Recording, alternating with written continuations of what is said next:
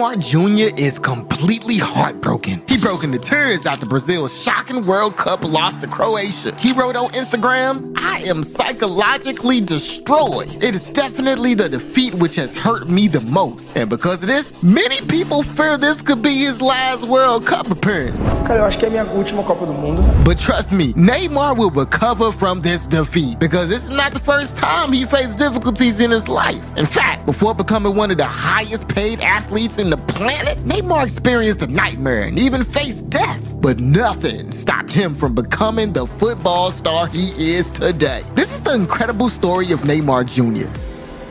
Neymar Jr. was born into a very poor family in Sao Paulo, Brazil. His parents were so poor that when he was still in his mom's belly, they couldn't afford to pay for an ultrasound scan. Luckily, he was born strong and healthy, but then a tragedy occurred. When Nate was only 4 months old, one day, his dad was driving back home from a friend's house. He found the road with heavy rains and wind, but suddenly, things changed for the worse. A car appeared in front of him and they ended up crashing. Nate was sleeping in the back of the car when the accident happened, and when his mom found him, he was fully covered with blood. Luckily, all the blood came from a small cut on his head, and he survived, almost completely unharmed. For many, this was a signal that Nate was destined for greatness. But things didn't get easy as he grew up. His dad had to work 3 jobs to make ends meet. Despite all his efforts, there were still times where he couldn't even pay for electricity. But despite the difficulties, Neymar Sr. had big dreams for his son. Nate started playing football on the streets with his friends, and he was so good with the ball